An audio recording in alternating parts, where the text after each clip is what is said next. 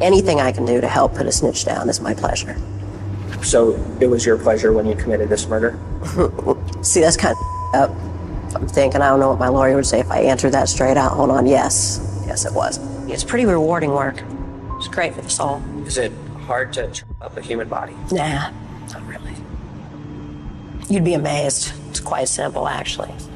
You should try it. It's only a felony 6. Some true crime cases, after all angles and motives are discussed, end up making sense, even if only a little bit. Others seem taken straight out of a nightmare. Such is the case of Angela Simpson. When people discovered the charred remains of a man in a burning bin, they had no idea about the 3 days of sheer horror he'd suffered before. His ending was mercy. Angela Simpson was the devil, and poor Terry Neely stands as a testament to this. Was Terry really a snitch? What prompted Angela to give her remorseless confessions? And did she mean it when she was happier in prison? This is the bizarre story of the psycho woman who tortured a disabled man to death.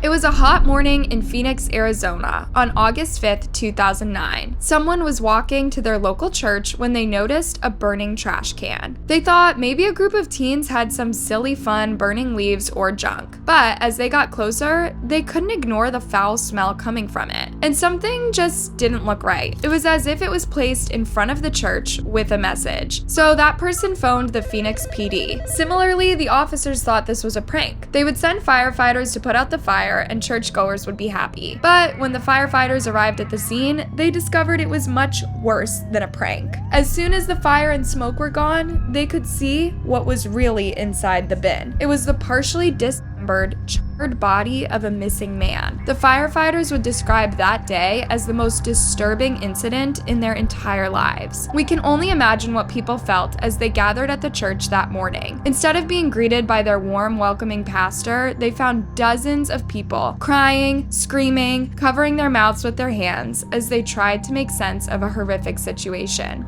Who on earth could do something like this? Who was this poor man? The church begged authorities to do everything in their power to catch the culprit. No one felt safe anymore. The investigation began with an autopsy. You see, the remains in the bin were so badly burned that it was impossible to identify the body. So it was sent to the coroner's office for a full inspection and hopefully a DNA match with someone in the authorities' database. The first things the doctors noticed was this man had gone through literal hell before his just as hellish death. He had not only been burned, his teeth had been pulled out. There was a 3-inch nail hammered into his head, more than 50 jag marks all over his body, and just as many blunt force trauma marks. Shockingly, this wasn't even the end of it. The poor man had survived all this only to be unalived when his throat was cut and he was strangled with a TV cable. And because many marks on his body already exhibited signs of healing, the doctors concluded he'd been subjected to unspeakable things for days on end before his final moments. It was nearly impossible to identify him. In cases of charred remains, dental records usually do the trick, but remember, this poor man had his teeth removed, and most of his fingers were too burnt to examine the fingerprints. Miraculously though, one fingerprint turned out to be a match. 46-year-old Terry Neely. He'd been missing for about 4 days. Terry Neely was 46 years old and lived at an assisted care facility. He was confided to a motorized wheelchair and had a small group of caring people around him who helped him with everyday jobs like cooking and cleaning. He was only partially paralyzed, so he could walk a very short distance, but even having a shower was not the easiest of jobs for him. He was grateful for the nurses and the carers at the facility, and for the friends he'd made along the way. He was the kind of all-around good guy, always smiling and always thankful. The last person to deserve something as horrific as this, everyone thought. Everyone who knew Terry was devastated to hear the news, and they were just as baffled. He was such a kind person. He had no enemies. He didn't engage in illegal business, and he didn't have any bitter, vengeful ex-partners. So who could want him dead in such a personal way? The only explanation, as far as detectives were concerned, was that there was a serial killer on the loose, targeting vulnerable men. Investigators began by interrogating everyone at Terry's assisted care home. Hey, you never know when a serial predator uses a place like this as a hunting ground for vulnerable people. It's a dark thought, I know, but just look at people like Charles Cullen or Lucy Leppy. However, after intense interviews, authorities cleared everyone at Terry's assisted care facility. Everyone had strong alibis, but the detectives' visit to the facility was not in vain. It was there that they found out Terry had been missing since August 2nd at around 8 p.m. That evening, he'd checked out, possibly for one of his late-night strolls around the neighborhood. His carers were concerned when he didn't return for the night, but he was an adult, and it was perfectly legal to not return to the care home every single night. So they assumed maybe Terry stayed with a friend or a relative. By August 5th, though, everyone was worried. It was not like Terry to disappear without a heads up. And when they heard the tragic news, the staff was filled with regret. They should have called 911 sooner. They should have reported him missing. Maybe his life could have been saved. The answers are never that simple. Even if Terry had been reported missing, authorities didn't know where to look for him. He was not at any of his friends' places, and there were no leads, even now. And when detectives looked for Terry's family, they discovered he had no one in the area. None of his relatives were in touch with him at the time of his death. When they were contacted, they were just as shocked as everyone else. And the final clue, Terry's missing wheelchair, was also nowhere to be found. Without a lead, sightings, or witness accounts, it seemed like this was about to become a cold case, one of the most haunting cold cases in Arizona. Except days later, 2 people were arrested for armed robbery, and this seemingly unrelated case would help close Terry Neely's case too. But the shocking plot twists were just beginning.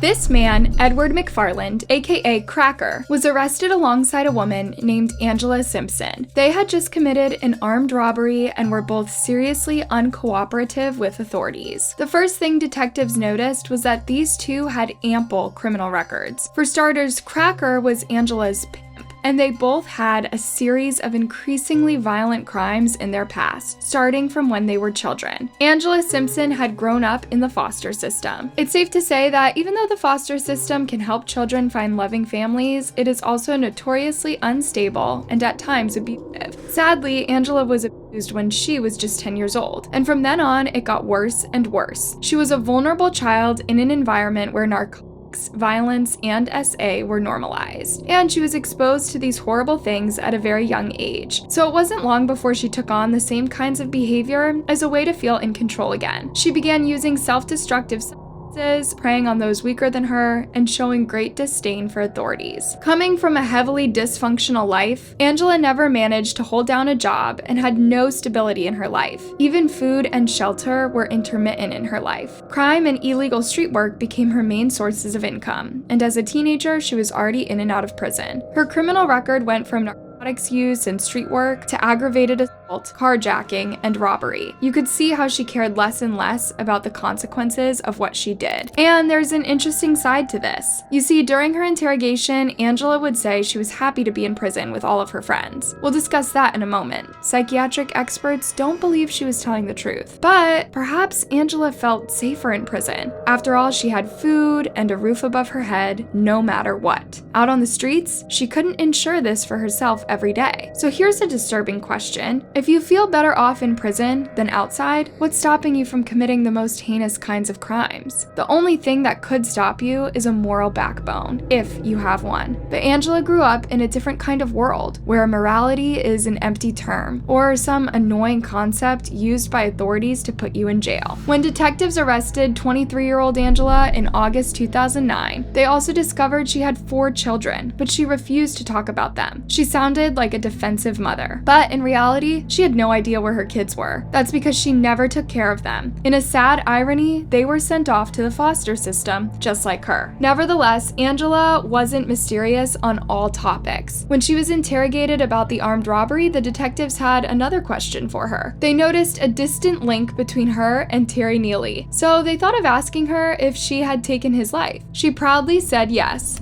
You're very upfront Pretty much. about talking about this killing. Right.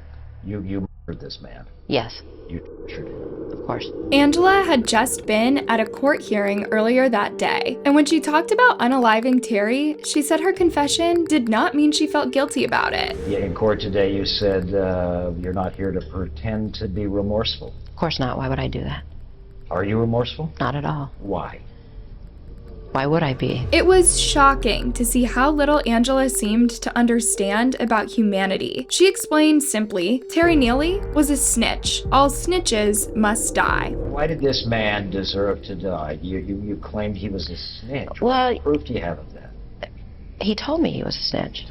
On many occasions. This was not true, and of course Angela knew she was lying, so she added this as a sort of justification. But that really doesn't matter. Why did you guys want to kill me? Phoenix wanted to kill me. What's the difference? Everybody has a reason to kill. Perhaps Angela was referencing her tough upbringing here. She felt like the whole world, aka her hometown of Phoenix, conspired against her. And because she had homicidal urges, she felt like everybody must feel the same way. Angela Simpson proudly described how she lured Terry to her home on the evening of August 2nd, promising narcotics and intimacy. The minute he entered her vacant apartment, she knocked him out and tied him to a chair. She also put a mirror in front of him so he could watch himself suffer. Not only did he have to see everything, but he knew he wouldn't make it out of that place alive. Angela got excited as she described how she drove nails into his head, and when Terry would pass out from the pain, she would blowtorch his back so he would wake up. She wanted him to feel everything, and she spoke as if she was merely punishing him for being a snitch. He deserved it all, she said. It was a shame he died after just 3 days. Angela gave multiple interviews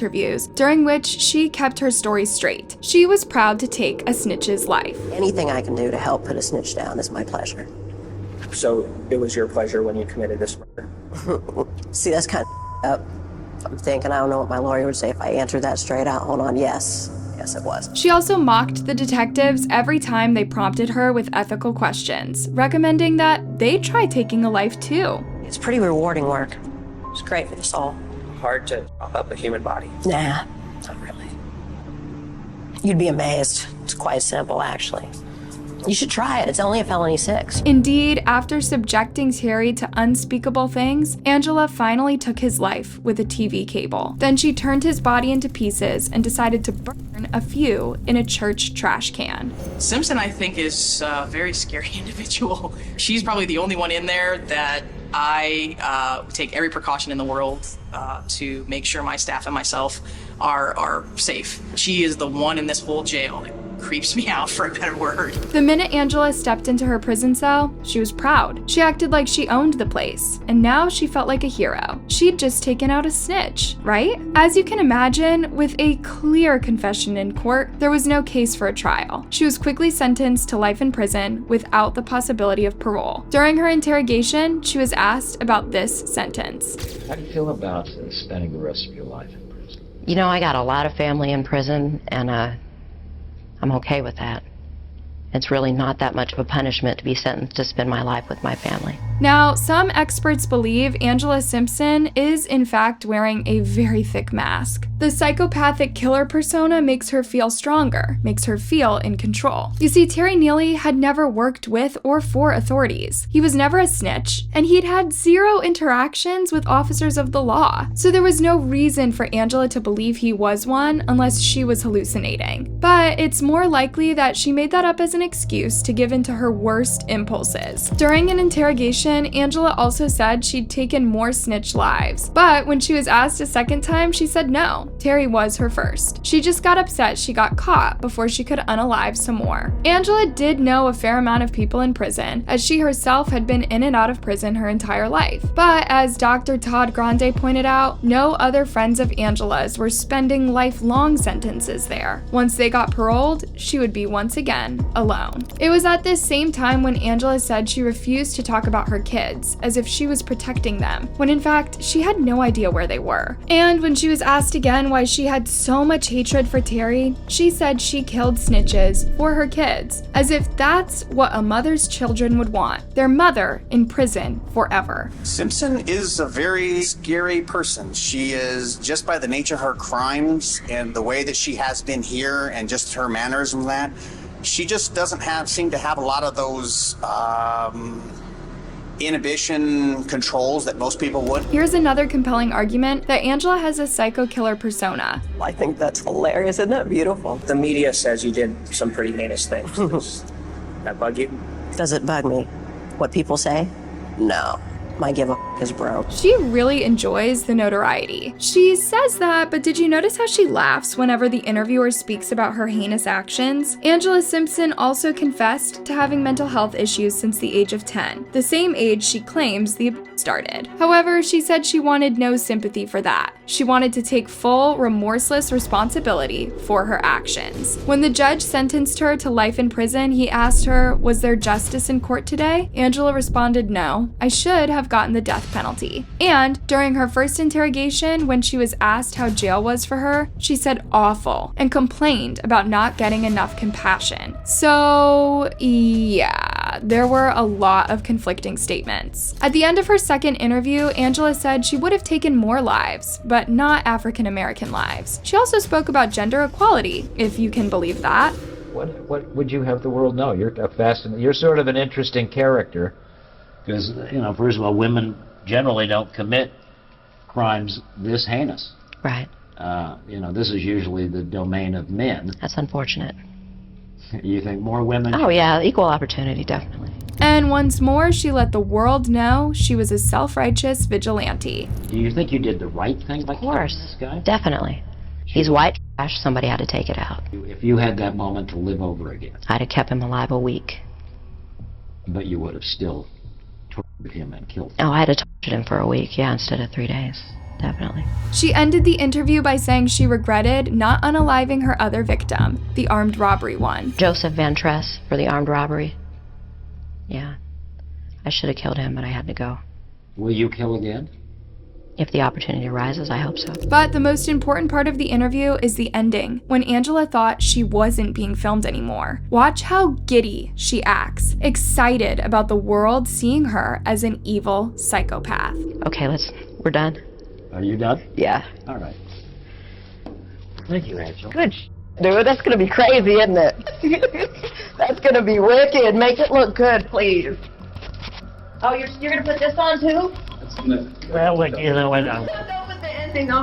Angela was hoping to say that for herself and a few staff members, not all the people watching her disturbing interview on TV. It was all a front. Sure, you will say someone must be a psychopath to do what Angela did to poor Terry, but Angela was more than a psychopath. She was still that vulnerable girl, used and abused by the system, harboring a deep hatred for men. According to psychiatric experts, Angela hated Terry because he was a man, not a snitch. From her decade-long experience with illegal street work, Angela learned to hate an entire gender, the gender that made her feel weak and victimized. So she preyed on a vulnerable man who wouldn't be able to defend himself. The rest, her self-righteous discourse, her promise to take more lives, her remorseless confessions, were her mask. The one thing that made her feel in control was the idea that she was a menace, and everyone should fear her. It was her armor in a world that was brutally unkind to her. It's just tragic that it came to this, and Terry Neely paid the ultimate price. Unfortunately, it doesn't even seem like Angela learned her lesson. Preaching about how she's happy to be in prison, how can there be any closure for Terry's loved ones? And how can we use this story to prevent other vulnerable kids from becoming real-life monsters? Hey, thanks for watching. What are your thoughts on this case?